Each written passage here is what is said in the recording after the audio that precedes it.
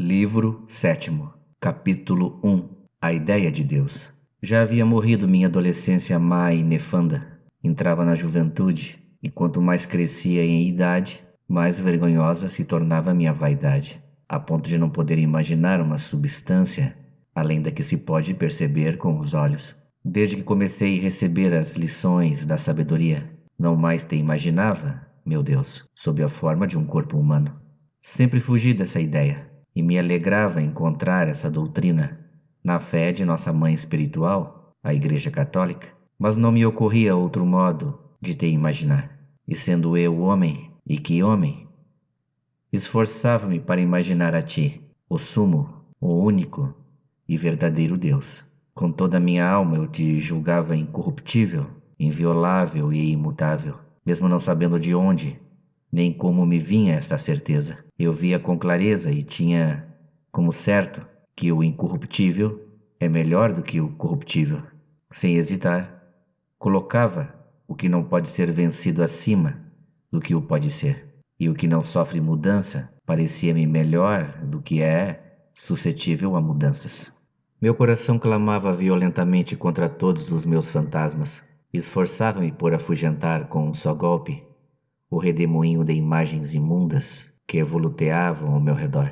Mas, apenas disperso, em um piscar de olhos, tornava-se formar os atropelos sobre minha vista, obscurecendo-a. Apesar de não te atribuir uma figura humana, contudo necessitava te conceber como algo corporal, situado no espaço, quer imanente ao mundo, quer difundido por hora do mundo, através do infinito. Tal era o ser incorruptível, inviolável e imutável que eu colocava acima do que é corruptível, sujeito à deterioração e às mudanças. O que não ocupava espaço me parecia um nada absoluto, perfeito, e não um simples vazio, como quando se tira um corpo de um lugar, permanecendo o lugar vazio de todo o corpo, terrestre, úmido, aéreo ou celeste, mas enfim, um lugar vazio, como que um nada espaçoso. Assim, pois com o coração pesado, sem consciência clara de mim mesmo, considerava como um perfeito nada tudo que não tivesse extensão por determinado espaço, ou não se difundisse, ou pudesse assumir um desses estados. As formas percorridas por meus olhos eram os moldes das imagens pelas quais andava meu espírito. Não via que a mesma faculdade com que formava essas imagens não era da mesma natureza que elas. Não obstante, não pudesse formá-las se ela não fosse por sua vez algo grande. E também a ti, vida de minha vida, imaginava-te como um ser imenso, penetrando por todas as partes, através dos espaços infinitos, toda a massa do mundo, alastrando-se sem limites na imensidão, de sorte que a terra, o céu e todas as coisas te continham. E tudo isso tinha em ti seu limite, sem que te limitasses em parte alguma. E assim, como a massa do ar, deste ar que está sobre a terra, não impede a passagem da luz do sol, não o impede de atravessar, de a penetrar sem romper ou cortar, antes enchendo-a totalmente. Assim eu pensava que não somente a substância do céu, do ar e do mar, mas também a da terra, se deixava atravessar e penetrar por ti em todas as suas partes, grandes e pequenas, que receberiam tua presença, que com secreta inspiração governa interior e exteriormente tudo o que criaste. Assim, conjeturava eu, por não poder imaginar-te de outra forma. Mas minha conjectura era falsa, porque se assim fosse, uma porção maior da terra conteria parte maior de ti, e uma porção menor da terra conteria parte menor. E de tal modo estariam as coisas impregnadas de ti, que o corpo de um elefante conteria tanto mais de teu ser que o corpo do passarinho, pois aquele é maior do que este, e ocupa mais espaço. Assim, fragmentado entre as partes do universo, estarias presente nas grandes partes do universo por grandes partes de ti, e nas pequenas por pequenas, o que não acontece, mas ainda não tinha iluminado minhas trevas. Capítulo 2. Objeção contra o maniqueísmo. Bastava-me, Senhor, para calar aqueles enganados, enganadores e muitos charlatães, pois o que se ouvia de sua boca não era a tua palavra. Bastava-me, certamente, o argumento que há muito tempo, estando ainda em Cartago, costumava propor-lhes Nebrídio, impressionando a todos os que então o ouvimos. Que poderia fazer contra ti, dizia, aquela não sei que raça de trevas que os maniqueus costumam opor-te como massa hostil, se não quisesses lutar contra ela? Se respondessem que te podia ser nociva em algo, então serias violável e corruptível.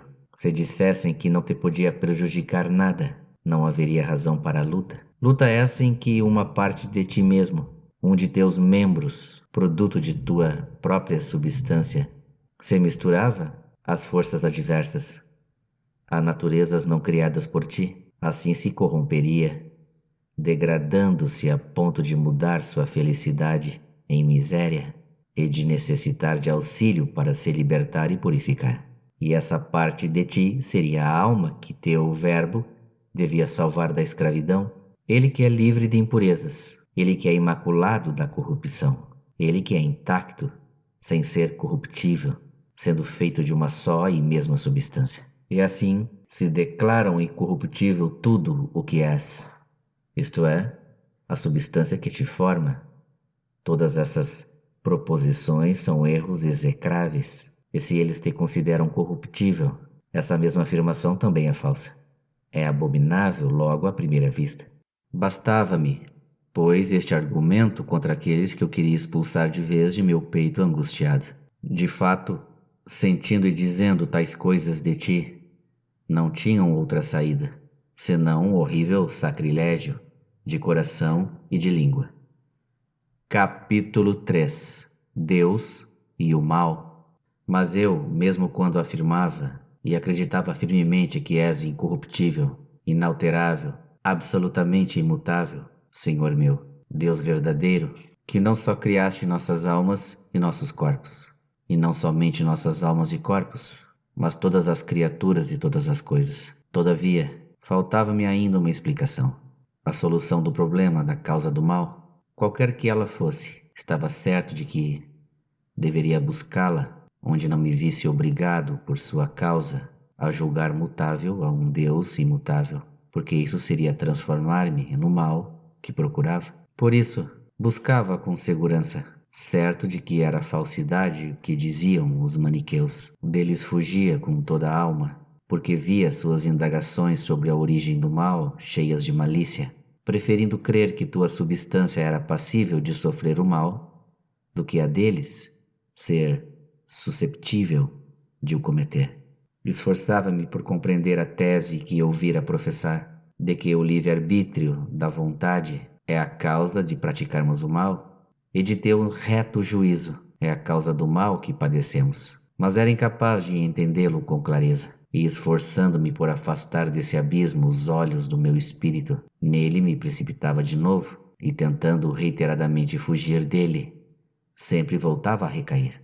O fato de eu ter a consciência de possuir uma vontade, como tinha consciência de minha vida, era o que me erguia para a tua luz. Assim, quando queria ou não queria alguma coisa, estava certíssimo de que era eu, e não outro, o que queria ou não queria.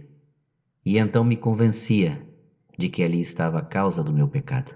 Quando o que fazia contra a vontade, notava que isso mais era padecer do mal do que praticá-lo. Julgava que isso não era culpa, mas castigo, que me instava a confessar justamente ferido por ti, considerando tua justiça. Mas de novo refletia: quem me criou? Não foi o bom Deus, que não só é bom, mas a própria bondade? De onde então me vem essa vontade de querer o mal e de não querer o bem? Seria talvez para que eu sofra as penas merecidas? Quem depositou em mim e semeou minha alma esta semente de amargura, sendo eu totalmente obra de meu dulcíssimo Deus? Se foi o demônio que me criou, de onde procede ele? E se este, de anjo bom, se fez demônio, por decisão de sua vontade perversa, de onde lhe veio essa vontade má que o transformou em diabo?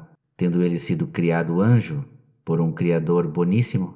Tais pensamentos de novo me deprimiam e sufocavam, mas não me arrastavam até aquele abismo de erro, onde ninguém te confessa e onde se antepõe a tese que tu és sujeito ao mal, a considerar o homem capaz de o cometer. Capítulo 4. A substância de Deus. Empenhava-me então por descobrir as outras verdades, como havia descoberto que o incorruptível é melhor que o corruptível, e por isso confessava que tu, qualquer que fosse tua natureza, devia ser incorruptível, porque ninguém pôde nem poderá jamais conceber algo melhor do que tu, que és o sumo bem por excelência. Por isso, sendo certíssimo e inegável que o incorruptível é superior ao corruptível, o que eu já fazia, meu pensamento já poderia conceber algo melhor do que o meu Deus, se não fosses incorruptível. Portanto, logo que vi que o incorruptível deve ser preferido ao corruptível, imediatamente deveria buscar-te no incorruptível, para depois indagar a causa do mal, isto é, a origem da corrupção, que de nenhum modo pode afetar tua substância. É certo que nem por vontade, nem por necessidade, nem por qualquer acontecimento imprevisto pode a corrupção afetar nosso Deus, porque Ele é Deus e não pode querer senão o que é bom. E Ele próprio é o sumo bem, e estar sujeito à corrupção não é nenhum bem, tampouco poder ser obrigado contra tua vontade, seja o que for, porque tua vontade não é maior do que teu poder. Seria maior caso pudesse ser maior do que és, pois a vontade e o poder de Deus são o mesmo Deus. E que pode haver de imprevisto para ti, se conheces todas as coisas? E se todas elas existem, por que as conheces? Mas, por que tantas palavras para demonstrar que a substância de Deus não é corruptível? Já que se o fosse, não seria Deus? Capítulo 5. A origem do mal.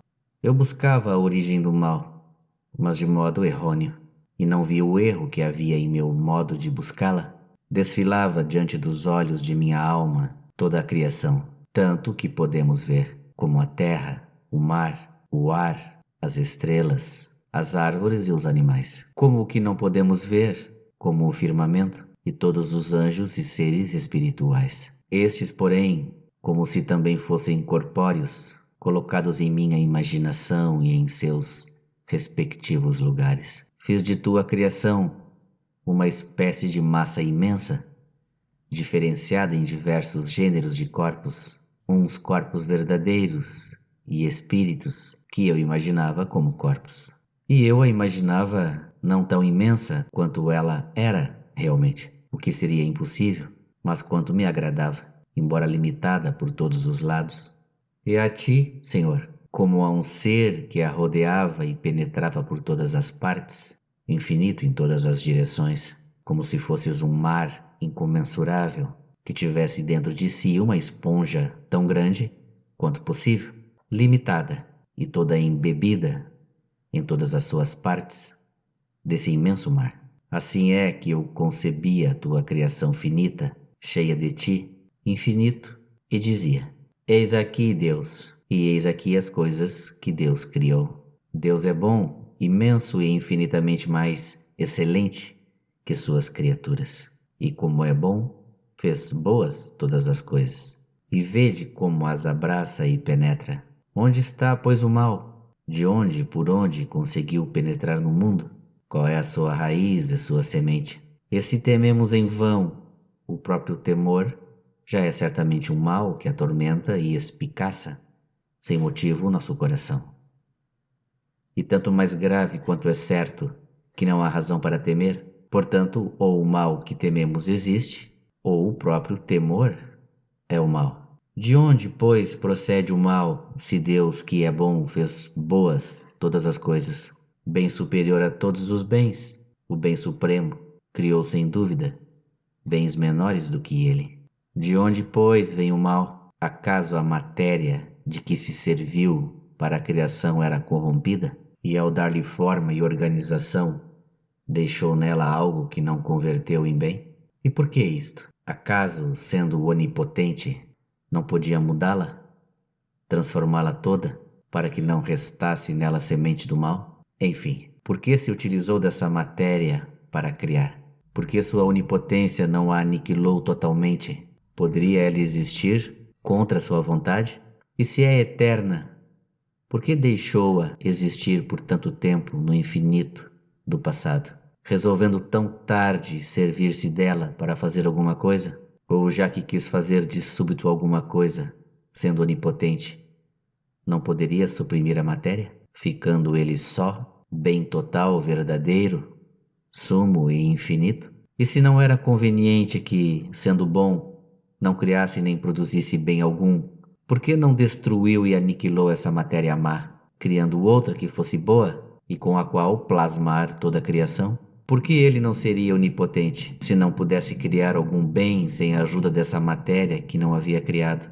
Tais eram os pensamentos de meu pobre coração, oprimido pelos pungentes temores da morte, e sem ter encontrado a verdade. Contudo, arraigava sempre mais em meu coração a fé de teu Cristo, nosso Senhor e Salvador, professada pela Igreja Católica. Fé ainda incerta, certamente em muitos pontos, e como que flutuando fora das normas da doutrina. Minha alma, porém, não a abandonava, e cada dia mais se abraçava a ela. Capítulo 6. O absurdo dos horóscopos.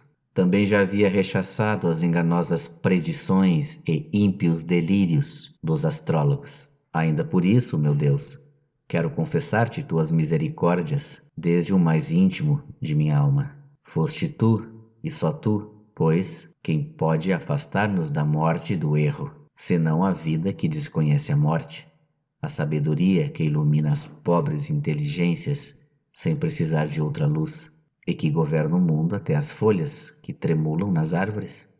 Foste tu que medicaste a obstinação, com que me opunha ao sábio velho Vindiciano e ao magnânimo jovem Nebrídio, que diziam, o primeiro com veemência, o segundo com alguma hesitação, mas frequentemente não existira tal arte de predizer as coisas futuras, e que as conjecturas dos homens muitas vezes têm concurso do acaso, e que de tanto repetir, acertavam em predizer algumas coisas, sem que os mesmos que as diziam o soubessem. Foste tu que me fizeste encontrar um amigo muito afeiçoado a consultar os astrólogos, não entendido nessa ciência, mas que consultava por curiosidade. Conhecia ele uma história que ouvira do pai, segundo dizia. Ignorava ele até que ponto essa história era valiosa para destruir a autoridade daquela arte. Esse homem, chamado Firmino, educado nas artes liberais e instruído na eloquência, veio me consultar, como amigo íntimo, sobre alguns assuntos nos quais alimentava esperanças mundanas para ver qual seria meu vaticínio, conforme suas constelações, como eles dizem. Eu que já começara a me inclinar à opinião de Nebrídio, embora não me negasse a fazer-lhe o horóscopo e expor-lhe as suas conclusões, acrescentei, contudo, que estava quase persuadido de que tudo aquilo era ridícula quimera.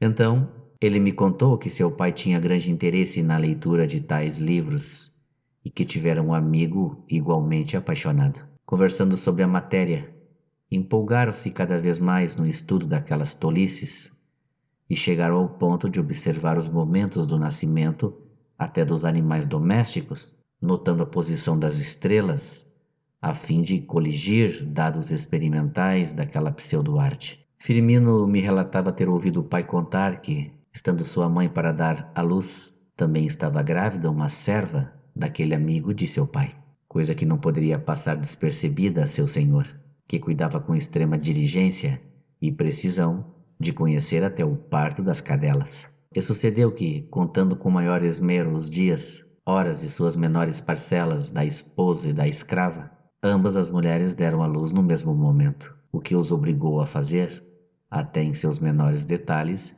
os mesmos horóscopos para os nascidos, um para o filho e outro para o pequeno servo. Tendo começado o trabalho de parto, informaram um ao outro o que se passava em suas casas, e enviaram mensageiros um ao outro, a fim de anunciar com igual rapidez o nascimento das crianças, e conseguiram-no fazer facilmente, como se o fato se passasse em suas próprias casas. E Firmino contava que os mensageiros que haviam sido enviados vieram assim encontrar a mesma distância de suas respectivas casas, de modo que não se podia notar a menor diferença na posição das estrelas, assim como nas demais frações de tempo. No entanto, Firmino, como filho de grande família, corria pelos mais brilhantes caminhos do mundo, crescia em riquezas e era coberto de honras, ao passo que o escravo, sujeito ainda ao jugo da escravidão, tinha que servir a seus senhores, segundo ele próprio o contava, pois o conhecia. Ouvindo essa história, na qual acreditei pelo crédito que merecia seu narrador, toda minha resistência se quebrou. Esforcei-me em seguida para afastar Firmino daquela vã curiosidade, dizendo-lhe que, pelo seu horóscopo, e para ser verdadeiro, deveria certamente considerar a seus pais como os primeiros entre seus concidadãos. O renome de sua família, a mais nobre da cidade, seu nascimento ilustre, sua educação esmerada e seus conhecimentos nas artes liberais. E, pelo contrário, se aquele servo me consultasse sobre o tal horóscopo, que era o mesmo de Firmino, se também tivesse de lhe dizer a verdade, deveria ver nos mesmos signos sua família paupérrima, sua condição servil e tantas outras coisas, tão diferentes e opostas às primeiras. Portanto, para dizer a verdade, vendo os mesmos sinais celestes deveria tirar conclusões divergentes, porque fazer prognósticos semelhantes seria mentir. De onde concluí com toda certeza que as predições verdadeiras não podem atribuir a uma arte, mas ao acaso, e que as falsas não se devem à ignorância dessa arte, mas à mentira do acaso. Após esta abertura e nela baseado, ruminava dentro de mim tais coisas, para que nenhum daqueles loucos que buscam nisso o lucro, e a quem eu então desejava refutar e ridicularizar, não me objetasse que Firmino ou o pai podia ter contado mentiras. Voltei, pois, minha atenção ao caso dos gêmeos, muitos dos quais saem do seio materno com tão breve intervalo de tempo que, por mais que o pretendam importante, não pode ser apreciado pela observação humana, nem pode ser considerado nos signos que o astrólogo lançara a mão para fazer uma previsão certa. Mas os vaticínios não serão verdadeiros, pois, vendo os mesmos signos, deveria predizer a mesma sorte para Esaú e Jacó, sendo que os sucessos da vida de ambos foram muito diversos. O astrólogo, portanto, deveria prognosticar coisas falsas, ou, no caso de falar, coisas verdadeiras. Estas forçosamente deveriam ser diferentes, a despeito da identidade das observações. Logo, se seus prognósticos fossem verdadeiros, não o seriam por efeito da arte, mas do acaso, porque tu, Senhor, governador justíssimo do universo, por inspiração secreta, desconhecida dos consulentes e astrólogos, fazes que cada um ouça a resposta que lhe convém, de acordo com os méritos das almas, do fundo do abismo de teu justo juízo, e que o homem não se atreva a dizer: que é isto? Por que isto? Não o diga, porque é um simples homem. Capítulo 7. Ainda a origem do mal. Deste modo, ó meu auxílio, já me havias libertado daqueles grilhões, contudo eu buscava ainda a origem do mal, e não encontrava a solução. Mas não permitias que as vagas de meu pensamento me apartassem da fé. Fé na tua existência, na tua substância imutável, na tua providência para os homens e na tua justiça que os julgará. Já acreditava que traçaste o caminho da salvação dos homens, rumo à vida que sobrevém depois da morte, em Cristo, teu Filho e Senhor nosso, e nas Sagradas Escrituras, recomendadas pela autoridade de tua Igreja Católica. Salvas e fortemente arraigadas estas verdades em meu espírito, buscava eu ansiosamente a origem do mal. E que tormentos, como que de parto, eram aqueles de meu coração. Que gemidos, meu Deus! E ali estavam teus ouvidos atentos, e eu não o sabia. Quando, em silêncio, me esforçava em pacientes buscas, altos clamores se elevavam até tua misericórdia. eram as silenciosas angústias de minha alma. Tu só sabes o que eu padecia, mas homem algum o sabia. De fato, quão pouco era o que minha palavra transmitia aos meus amigos mais íntimos. Chegava, porventura, a eles o tumulto de minha alma, que nem o tempo nem as palavras bastavam para declarar? Contudo, chegavam a teus ouvidos as queixas que em meu coração rugiam, e meu desejo estava diante de ti, mas a luz de meus olhos não estava contigo, porque ela estava dentro e eu olhava para fora. Ela não ocupava espaço algum, e eu só pensava nas coisas que ocupam lugar, e não achava nelas lugar de descanso, nem me acolhiam de modo que pudesse dizer: basta, aqui estou bem. Nem me permitiam que eu fosse para onde me sentisse satisfeito. Eu era superior a estas coisas, mas sempre inferior a ti. Serias minha verdadeira alegria se eu te fosse submisso, pois sujeitasse a mim tudo o que criaste inferior a mim. Tal seria o justo equilíbrio e a região central de minha salvação: permanecer como imagem tua e servindo-te, ser o senhor de meu corpo. Mas como me levantei soberbamente contra ti, investindo contra meu senhor coberto com o escudo de minha dura cerviz, até mesmo as criaturas inferiores se fizeram superiores a mim e me oprimiam e não me davam um momento de alívio e de descanso. Quando as olhava, elas me vinham ao encontro atabalhoadamente de todos os lados, mas quando nelas me concentrava, tais imagens corporais me barravam para que me retirasse, como se me dissessem: para onde vais, indigno e impuro?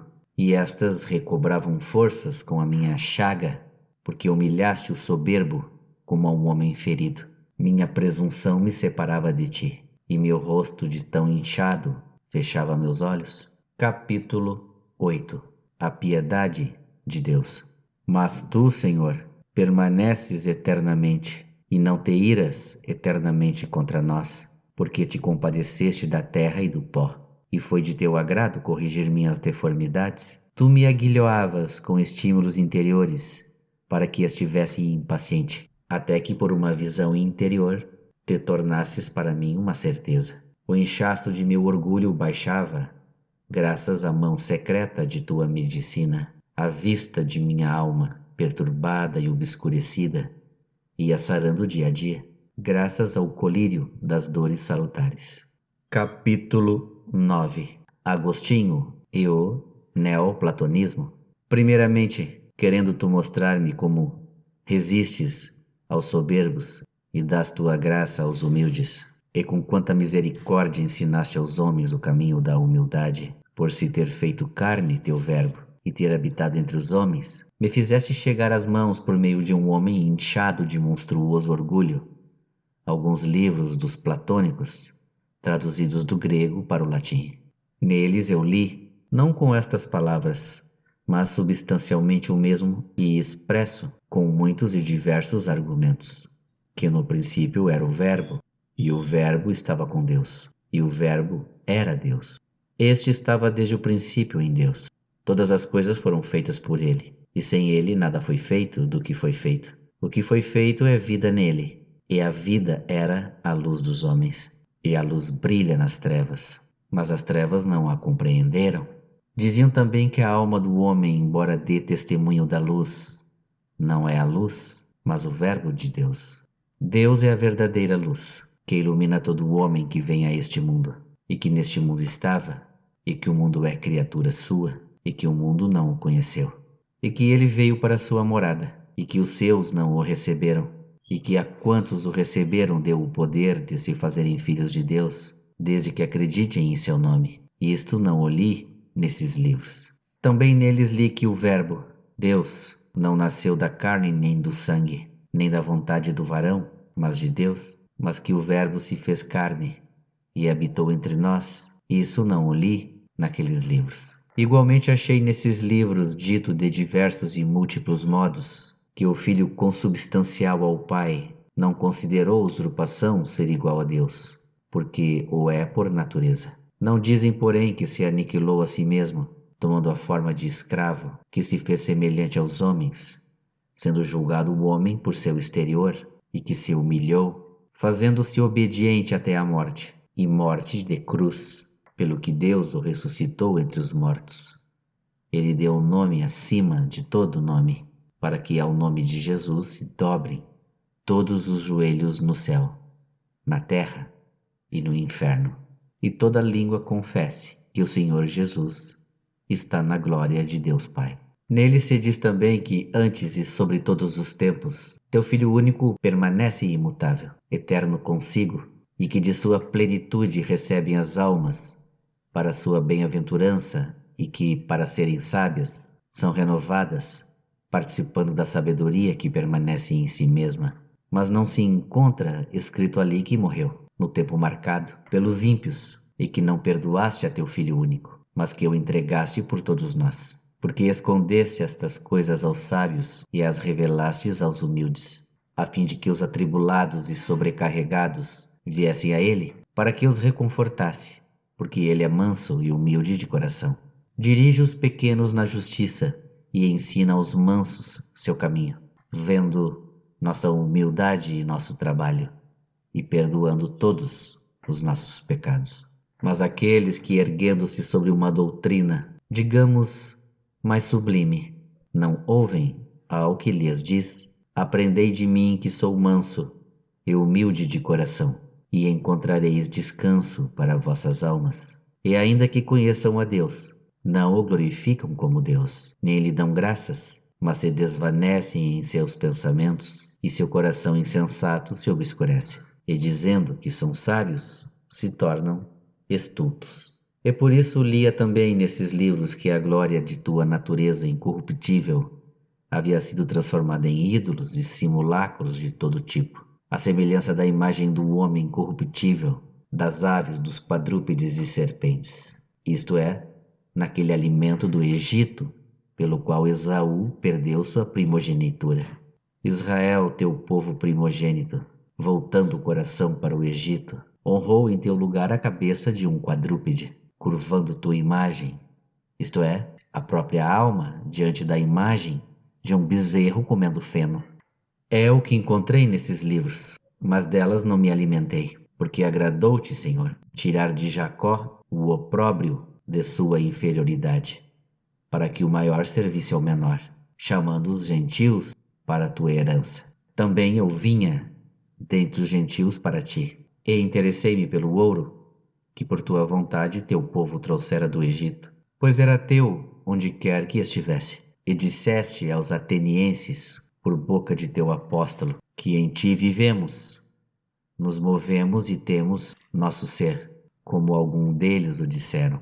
E é deles que vinham os livros que me ocupavam, mas não me fixei nos ídolos dos egípcios, aos quais sacrificavam com teu ouro os que mudaram a verdade de Deus em mentira, adorando e servindo ante a criatura do que ao Criador.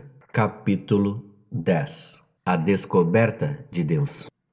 Estimulado por essas leituras a voltar a mim mesmo, entrei, guiado por ti, no profundo de meu coração. Eu pude fazer porque te fizeste minha ajuda. Entrei e vi com os olhos da alma, acima desses mesmos olhos, acima de minha inteligência, a luz imutável, não esta vulgar e visível a todos os olhos de carne, nem outra do mesmo gênero, embora maior, era muito mais clara e enchendo com sua força todo o espaço.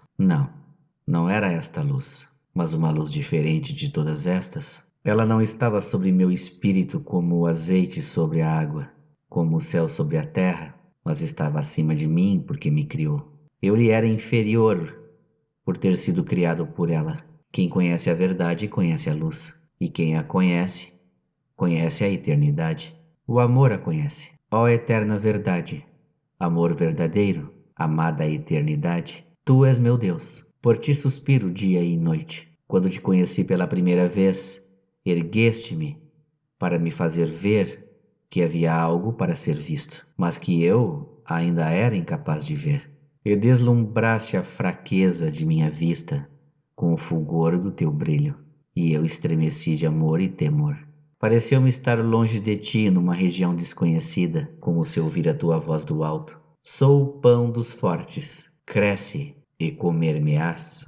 Não me transformarás em ti, como fazes com o alimento da tua carne, mas tu serás mudado em mim. E conheci então que castigaste o homem por causa de sua iniquidade, e que secaste minha alma como uma teia de aranha. E eu disse: porventura não existe a verdade, por não ser difusa pelos espaços finitos e infinitos? E tu me gritaste de longe: na verdade, eu sou o que sou. E eu ouvi como se ouve no coração, sem deixar motivo para dúvidas. Antes mais facilmente duvidaria de minha vida que da existência da verdade, que se manifesta a inteligência pelas coisas da criação. Capítulo 11. Deus e as criaturas. E contemplei as outras coisas que estão abaixo de ti, e vi que nem existem absolutamente, e nem absolutamente deixam de existir. Certamente existem, porque procedem de ti, mas não existem, pois não são o que tu és, porque só existe verdadeiramente o que permanece imutável.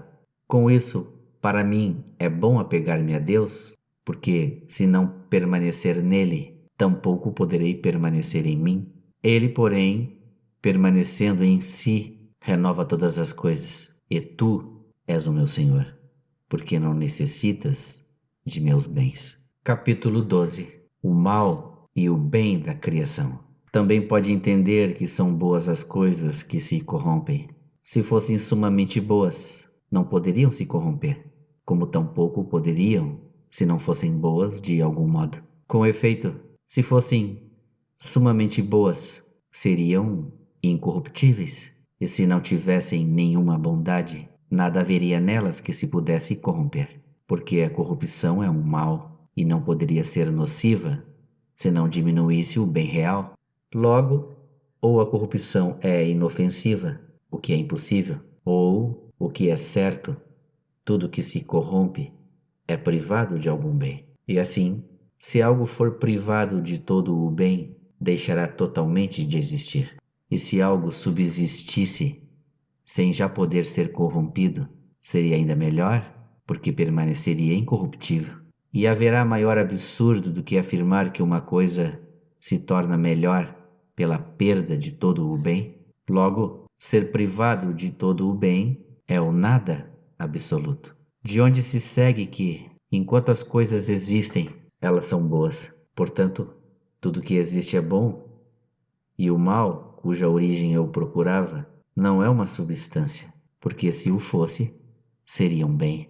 De fato, ou ele seria substância incorruptível, e portanto um grande bem, ou seria uma substância corruptível, que se não se poderia corromper, se não fosse boa.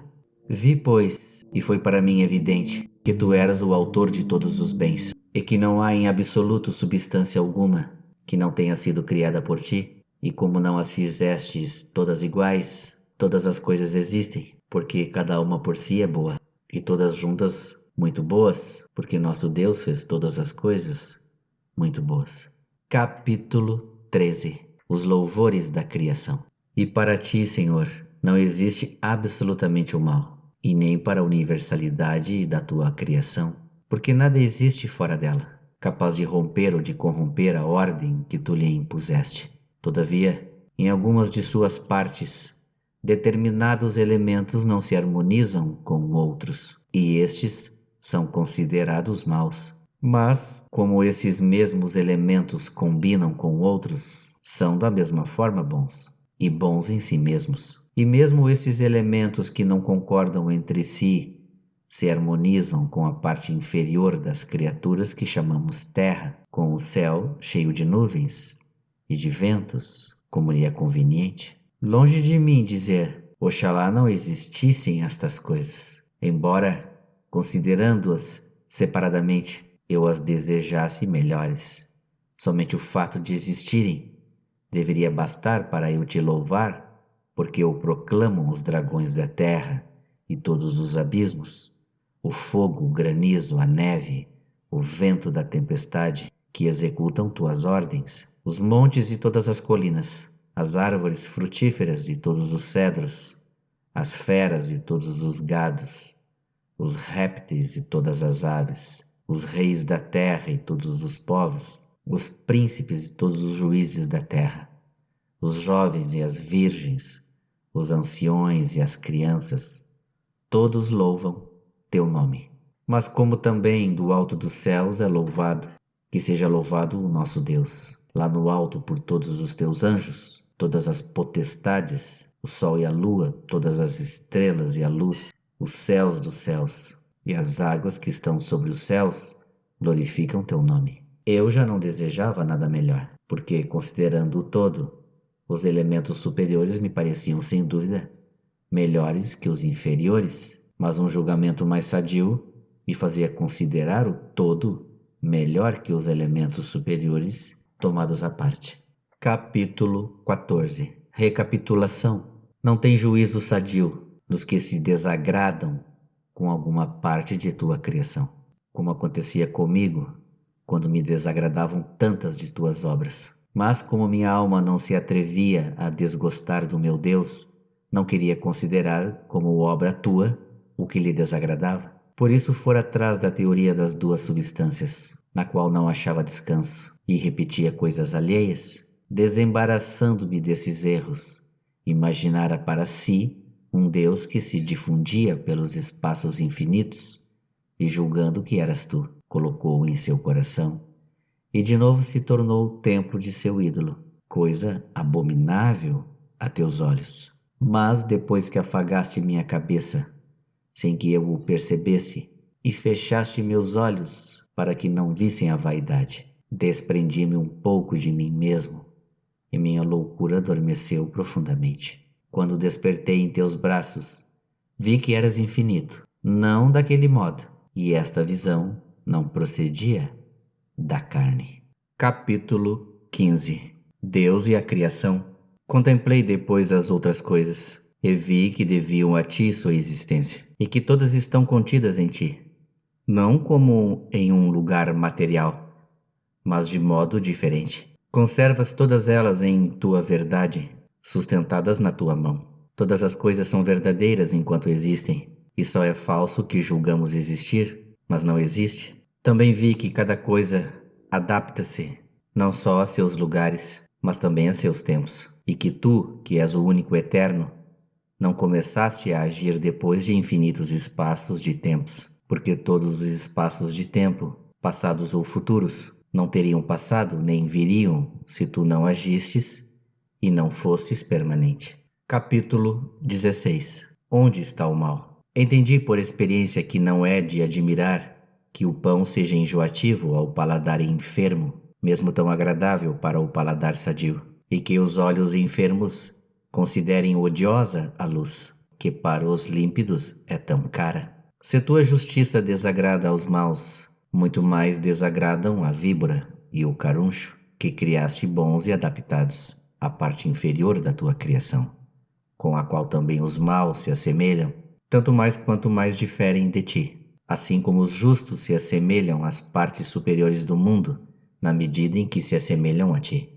Indaguei o que era iniquidade, e não achei substância, mas a perversão de uma vontade que se afasta da suprema substância, de ti, meu Deus, e se inclina para as coisas baixas, e que derrama suas entranhas, e se entumece exteriormente. Capítulo 17. Caminho para Deus. Admirava-me de já te amar, e não a um fantasma em teu lugar, mas não era estável no gozo de meu Deus, era arrebatado a ti por tua beleza, e logo afastado de ti pelo meu peso, que me precipitava sobre a terra, a gemer. Meu peso eram os hábitos carnais, mas tua lembrança me acompanhava. Nem absolutamente duvidava da existência de um ser a quem eu devia me unir, embora não estivesse apto para esta união, porque o corpo que se corrompe sobrecarrega a alma, e a morada terrena oprime o espírito carregado de cuidados. Estava certíssimo de que tuas belezas invisíveis se descobrem à inteligência desde a criação do universo, por meio de tuas obras, bem como teu poder eterno e tua divindade. Buscava saber de onde me vinha minha faculdade de apreciar a beleza dos corpos, quer celestes, quer terrenos, e o que me permitia julgar rápida e cabalmente das coisas mutáveis, quando dizia: isto deve ser assim, aquilo não deve ser assim, procurando a origem de minha faculdade de julgar. Quando assim julgava, achei a eternidade imutável e verdadeira acima de meu espírito mutável. E gradualmente fui subindo dos corpos para a alma, que sente por meio do corpo, e dela a sua força interior, a qual os sentidos comunicam às coisas exteriores, que é o limite alcançado pelos animais. Daqui passei para o poder do raciocínio, ao qual cabe julgar as percepções dos sentidos corporais.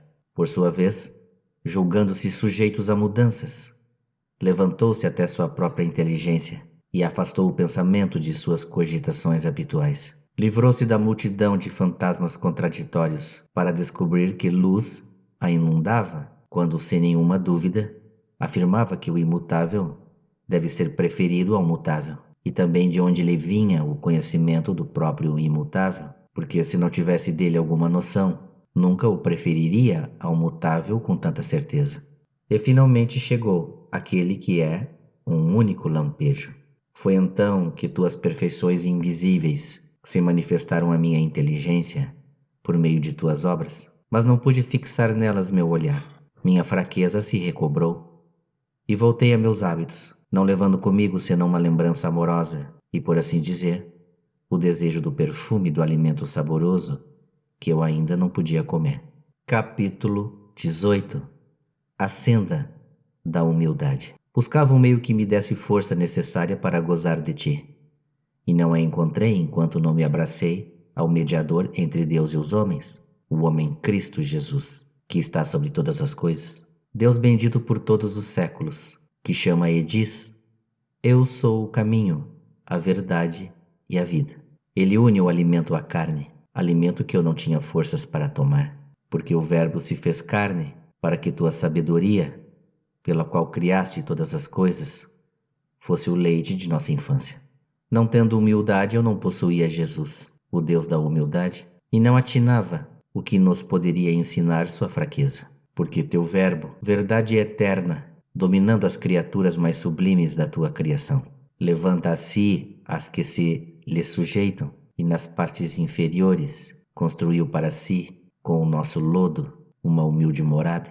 Assim faz para humilhar e arrancar de si mesmos aqueles que deseja sujeitar e atrair, curando-lhes a soberba e alimentando-lhes o amor, para que, confiando em si, não se afastem para mais longe. Pelo contrário, que se humilhem, vendo a seus pés a humildade de um Deus que também se vestiu de nossa túnica de carne, e cansados se prostrem diante dela, para que ao se levantar, os exalte. Capítulo 19. A doutrina do Verbo.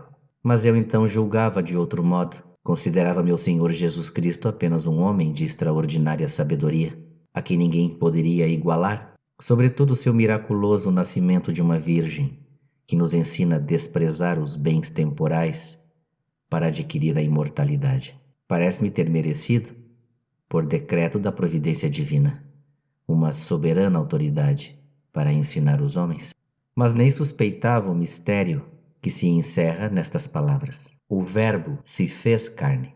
Somente conhecia pelas coisas que dele nos deixaram escritas, que comeu, bebeu, dormiu, passeou, que se alegrou, se entristeceu e pregou, e que essa carne não se juntou a teu Verbo, senão com alma e inteligência humanas. Tudo isso sabe quem conhece a imutabilidade de teu Verbo, que eu já conhecia, quanto me era possível, sem que disso nada duvidasse. Com efeito, mover os membros do corpo à vontade, ou não movê-los, estar dominado por algum afeto ou não o estar, traduzir por palavras sabe os pensamentos e depois calar, são caracteres próprios da mutabilidade da alma e da inteligência. Se esses testemunhos das Escrituras fossem falsos, tudo mais correria o risco de ser mentira, e o gênero humano não teria mais nesses livros a fé, condição de salvação. Mas como são verdadeiras as coisas nela escritas, eu reconhecia em Cristo um homem completo, não somente o corpo de um homem, ou um corpo sem uma alma inteligente, mas um homem real, que eu julgava superior a todos os outros, não por ser a personificação da verdade, mas em razão de singular excelência, de sua natureza humana e de uma mais perfeita participação na sabedoria. Alípio, porém, pensava que os católicos, crendo em Deus revestido de carne, entendiam que eu, em Cristo, além de Deus e da carne, não havia alma humana, e não julgava que lhe atribuísse inteligência humana. E como estava bem persuadido de que os atos atribuídos tradicionalmente a Cristo não podiam ser senão obras de uma criatura cheia de vida e de inteligência, Alípio se aproximava com certa relutância da fé cristã. Mas depois, ao saber que este erro era próprio dos hereges apolinaristas, aderiu alegremente à fé católica. De minha parte, confesso que só aprendi mais tarde a diferença de interpretação das palavras. O Verbo se fez carne. Entre a verdade católica e o erro do Fotino, bispo de Sírmio, afirmava que o Verbo não havia sido filho de Deus, até encarnar-se nas entranhas da Virgem Maria, negando toda união substancial entre a natureza humana e o Verbo divino. A reprovação dos hereges põe às claras o pensamento da tua igreja e o que esta considera como doutrina sã. Convém, pois, que haja heresias, para que os fortes se distingam entre os fracos. Capítulo 20. Do platonismo às Escrituras. Depois de ter lido aqueles livros dos platônicos, induzido por eles a buscar a verdade incorpórea, começaram a se tornarem patentes por meio de tuas obras, tuas perfeições visíveis. Repelido para longe de ti, compreendi em que consistia essa verdade, que as trevas de minha alma me impediam de contemplar. Estava certo de tua existência e de que és infinito, sem contudo te entenderes por espaços finitos ou infinitos, e de que és verdadeiramente aquele que é sempre idêntico a si mesmo, sem te mudares em outro, nem sofrer alteração alguma, quer parcialmente ou com algum movimento, quer de qualquer outro modo, e de que tudo o mais vem de ti, pela única e irrefutável razão de que existe. Tinha certeza de todas estas verdades, mas me achava ainda demasiado fraco para gozar de ti. Tagarelava muito, como se fora competente nisso, mas se não procurasse o caminho da verdade em Cristo, nosso Salvador, não seria perito, mas perituro.